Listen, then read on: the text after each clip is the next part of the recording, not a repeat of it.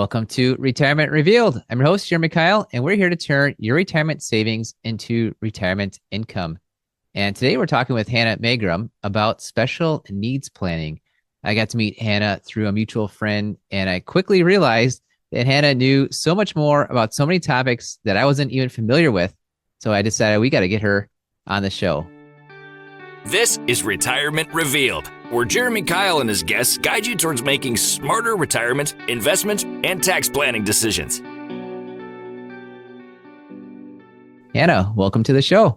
Thanks so much for having me. You got it. And I mentioned the special needs planning, but let's just have you tell us a bit about yourself and kind of your journey into this special area of financial planning. Yeah, so I have been a financial advisor for over a decade now. And at the beginning of my career, I did just general financial planning like most people are probably pretty familiar with. And then a few years into working, I had my middle child whose name is Corbin. And Corbin is medically complex. And I remember very, very vividly when we were discharged from the hospital, the social worker giving us 2 to 3 pages of like typed resources, go home, figure this stuff out, and feeling very lost and frustrated with it. So that led me down this path to be able to help other families. I myself am also what you would call an ambulatory wheelchair user. So I can walk a little bit, but I use a wheelchair or other mobility devices throughout my life, depending on the circumstance. Gotcha. And of course, both of those are certainly things that will kind of put you down towards a different path than what might be typical. And I've never heard that term before, medically complex. I appreciate you sharing that with me. I think that's a good term for people to keep in mind when they run across a family that's got medically complex needs. Yeah, it's a good way that, because I believe very strongly in only sharing things that Corbin is comfortable with me sharing. Mm-hmm. And so Corbin's 8 years old, and that is a really good term to be able to use that he's comfortable with. That kind of says he doesn't just have 1 or 2 conditions. Sure. He has quite a few, which makes him medically complex. Yeah. And how's he doing? He's doing wonderful. He currently is on the path that he really wants to be a chef when he grows up. So that's all fun. Things cooking in this house. That's great. Hopefully you'll get the benefit of that for years to come. Right. Yeah, awesome. Well, we talked about this special area called special needs planning. Just what is that? How is that different from, I guess, I don't know if we'll call it typical. How's that different from typical financial planning? Yeah. So this is planning really that focuses around individuals with disabilities or even health concerns that have to navigate really, really complex systems that generally people don't well understand. And certainly somebody who may not have a loved one or they themselves are in those systems will know all the rules too. And so this specific planning is taking all those really complex systems and understanding how they get interwoven into the rest of somebody's financial plan. Yeah. And with that, you went and got a designation from a place called American College. I've got a few designations from American College. That it's not a place where like you have alumni reunions or anything, but I guess we have a common thing there with American College. But what did you learn from that? What was maybe something that you didn't know? I imagine you knew quite a bit to begin with just from experience, but what's something that was new to you from that? Oh, gosh. So I feel like there's so much. Like, how much time do we have? Is it like we're very limited here, right? So there's so much that we learned. Clearly, I don't carry every designation that they offer there. But this is the only designation that really focuses around planning for individuals with disabilities and their families. And so as such, what's really interesting is this designation, while we're not attorneys, we don't offer legal advice, covers a lot of the legal rules that might exist for families within various systems, just because we need to be aware of them so we're making appropriate recommendations to those professionals. It also covered, the history of disability rights and why that's important that we need to know that. But really, I would say the major takeaway from somebody who is thinking about going down this path or serving these families is you're really taught in order to effectively serve families like mine or other families out there or individuals, is it really needs to be a focus of your practice, that the continuing education that we might take as financial advisors is not adequate to cover the ongoing education we need to serve these families well. And so making sure that you're aware of the different systems out there, following rule changes and all the really complex stuff that you can't log into a computer and do a continuing education for. Yeah, you mentioned medically complex, but that turns into financially complex. And there's just a lot of complexities. We've got our specialty around retirement planning. And it's just great that you've got your specialty around special needs planning. And I think just it goes to show just because you're smart, just because you might know something about one area, if you're really trying to do the best thing for your friends, your clients, whomever, you need to find somebody that's in the right shoes, gotten the designations, studied, even made it a part of their life, really, for so many different things. If you're trying to give somebody the best advice, and you're certainly doing that in the special needs area. Yeah, I kind of liken it to a hospital system. So pick whatever major hospital system that happens to be by you. And I really believe, particularly in this area of specialty, that families are best served by specialists that really understand those complexities. So just like your primary care physician, they can handle a lot of the day-to-day, stuff that you might be experiencing, the general, health maintenance stuff. But if you have a cardiac condition or a special condition, your primary care physician is going to say, you really need to see a cardiologist. Your cardiologist, in order to make sure that we're doing everything that we should do, that's who you need to see. They have the knowledge, they have the specific training, that's all that they do. And so I liken things like special needs planning or, name any other specific financial planning to much like a hospital system. I think that is a way to make a resemblance that many people tend to understand. Yeah, you got it. Now, my wife's she's an elementary school counselor, and we often have conversations on how some people have, we'll call them difficulties that are more visible than others. So she's typically dealing with the kids whose difficulties aren't visible. And so that's just an interesting, situation, how there's seemingly sometimes more support to folks with the difficulties that are visible. And that's another topic, but I wanted to just set that up, I guess, just kind of my background on how that's a conversation of how do we kind of be supportive to people who are seemingly kind of living a typical life. But if you don't mind sharing with me, this question came to me. I'm just really curious if you wouldn't mind just sharing with me, how can somebody be more supportive or understanding when they're working with, meeting with, interacting with somebody who's, maybe difficulties are actually visible? Like you've mentioned a difficulty that you have that is visible. It's in everyone's face. It's in your face. You can't get around it. And I'm sure that's just a different situation than maybe what I'm used to. How would I go about just being more understanding, more supportive? I think I always recommend to people to proactively ask clients, whether you're aware that they need an accommodation or not.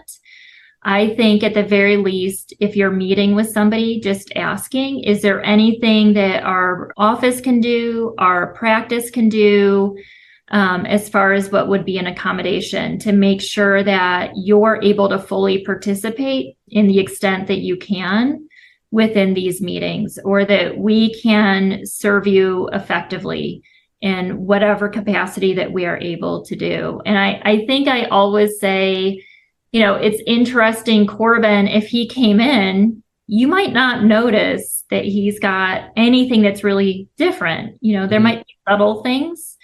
And so I think just as a general rule of thumb, we always approach it that we never know somebody else's story.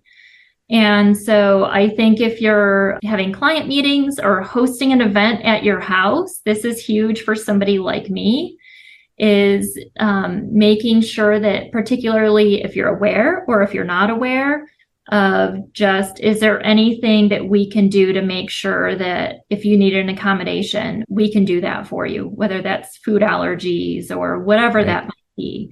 And so just because I live in this world, my son is in this world, and my other two children and husband are kind of by association used to it. I think it's just always asking and opening up that conversation and never making an assumption based on meeting somebody, what they can or cannot do. Yeah, I appreciate you sharing that. And I think the proactive part is key. I'm just thinking through right here. I mean, like I said, there's so many visible, non-visible. We're dealing with clients. It could be all kinds of things where somebody might feel uncomfortable driving at night. And so if you expect them to meet with you at 5 p.m. in the winter, that might not, work out. There might be all kinds of things that wouldn't be kind of at first glance what you would expect. So I like that. Just almost making a standard practice to be proactive about it. And I think, bringing up winter, recognizing that somebody's needs might vary from season to season. The winter could be difficult for some people because it's cold. It can become snowy, things of that nature. Whereas the summer can also become equally difficult for other people for certain things. So that's why I think just having it as part of your common practice of making sure that we're asking, because that can go a long way in making sure that somebody has an accessible environment. It's Jeremy Keil here, and I know you're listening to the Retirement Reveal podcast because you want to learn more about making great retirement decisions. I've created a free video course for you to do just that. Head over to 5stepretirementplan.com and sign up to receive this video training right in your email inbox. We broke down our 5-step retirement plan into bite-sized videos so you can get started on the retirement, investment, and tax planning you need to create a consistent retirement income. Go to 5stepretirementplan.com. Use the number or spell it out. You'll get there either way. 5stepretirementplan.com. Thanks for listening. And now for the rest of the show. I knew if I threw you a curveball, you would knock it out of the park. So I appreciate that, the understanding and going along with us there. Yeah. Awesome. Well, another thing I saw is just, I was reading up on the designation. The American College said that the designation was put together with the help of lawyers, financial planners, psychologists. And I thought, wait, psychologists, like I get the kind of the money, the numbers part. Like, tell me how a psychologist would come into play into this designation, into special needs planning. I feel like your wife would be able to pick up the answer to that. Yeah, I'm sure she could tell me and probably slap me across the face. Like, come on, have you paid attention in any way? No, and it's because the first whole section of this designation, we cover education law. And so it's learning what topics like IEP and 504s, as well as case history, actual cases that have gone to the Supreme Court or things of that nature. And so psychologists, as your wife would tell you, would say they can be a really integral part of administering all those services and supports within the school district. So they're really an important part of this designation, and really understanding all those services and supports that our families or individuals might need to rely on. Coming up in I like alliteration and different easy ways to remember things. But so far we've got services, supports, and systems popping up throughout our conversation. And those are just, it's kind of just a different topic. Like, I don't read about that in the Wall Street Journal. And can you just give me an example of how, let's just go with the education system. Give me an example of how the different services or supports within the education system kind of apply to financial planning then. Yeah. So an example of how this might directly affect clients that I work with when I'm working on a financial plan, just you're a financial planner, right? You start to look at cash flow and figuring out what resources somebody might have for various needs, goals, whatever that might be. And so within the type of planning that I do, it's not uncommon to have families that are paying out of pocket, maybe for occupational therapy, physical therapy, speech therapy, you kind of name it. And so because I have all that additional training, I'm able to identify, hold on, are these things that possibly the school system should be providing through what's called an individualized education plan? And so for some of these families, I've been able to assist them knowing how to ask, because families, unless they've gone down that path before, don't always know how to ask or what a school system may provide. And so for some families, I've been able to assist them knowing how to ask. So then they could implement that. They could go to their school system. They could request those services and supports. And I've had some families that have been able to save a couple $100s a month, because then the school system is maybe providing that physical therapy or speech therapy, and that's been adequate. To the most extreme example, I've had some families actually save thousands of dollars because they were doing really intensive tutoring specifically. And so once they determined my child should be getting this stuff at school, and once the school said, we agree, that was a huge strain off the family's budget. They could use that money for other purposes, or quite frankly, maybe it just kept them from going into the hole.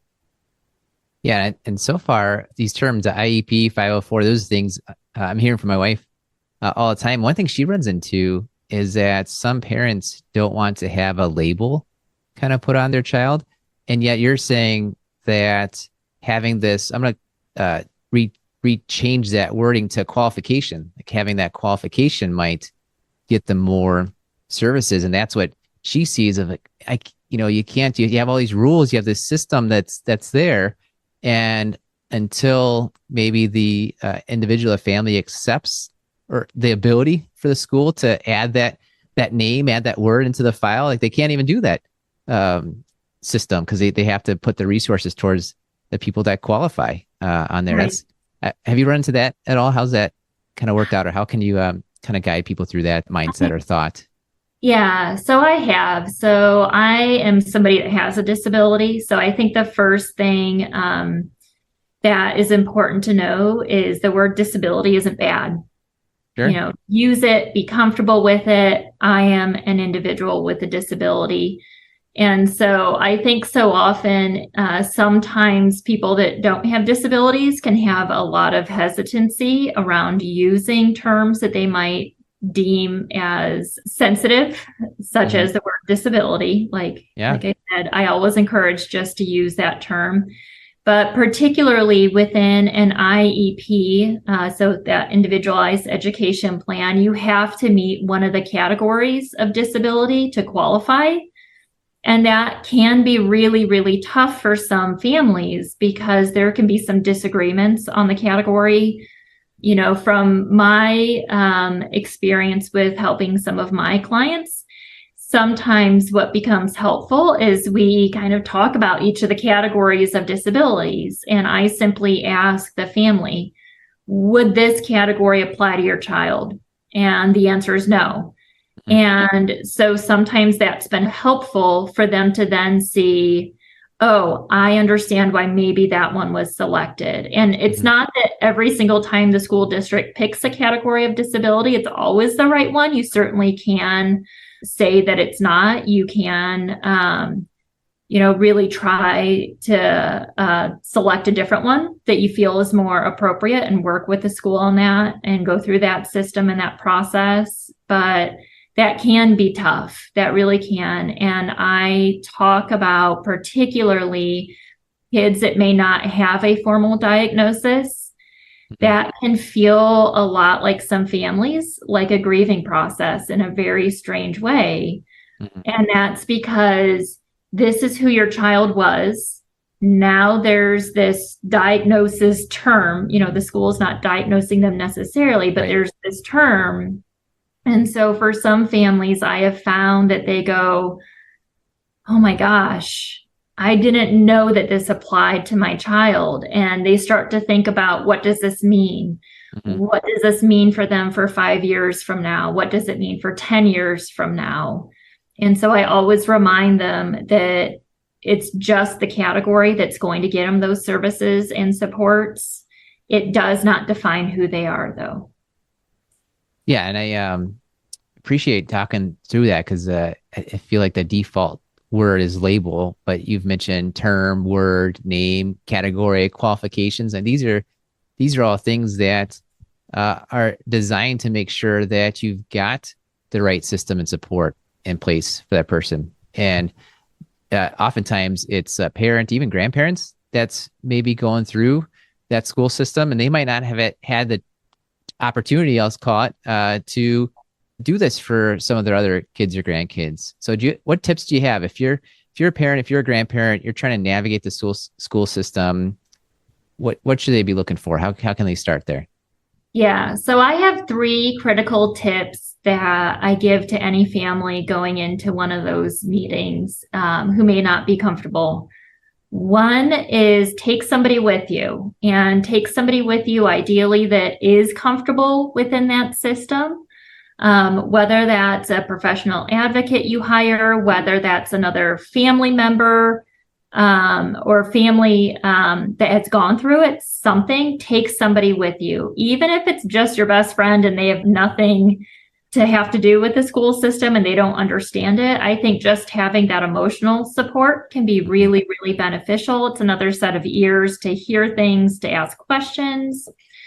The next thing I would say is you don't need to sign anything in that meeting. And so if you can't take anybody with you, if you're not sure, if you don't feel confident, you absolutely have the right to take that draft paperwork home with you, take the time that you need, and make sure that you feel really comfortable signing it. And then the final thing I say to families, and this is like magic, it opens doors, is if you make a request in a meeting and the school system says no, ask for the response from a school district if they say no, and either, depending on the format, either a PRO1 or PWN, prior written notice, because what that means is the school must document the no and the reason for the no. And so that gives you the information you need to know whether or not you need to go down the path of turning that no into a yes.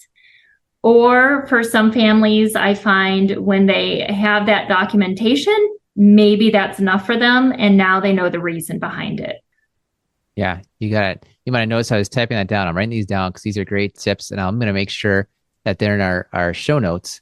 And so we'll have those in there for everyone. Awesome. And Hannah, it's been a lot of fun here. I've got one more question for you, but before we get there, tell us what's the best way for people to reach out to you. Yeah, so they can either email me at hannah.magrum@thrivent.com. And again, we'll have that all in the show notes. If you're driving right now, which is most people, I think, on podcast land, we'll have that right in the show notes. It's retirement-revealed.com.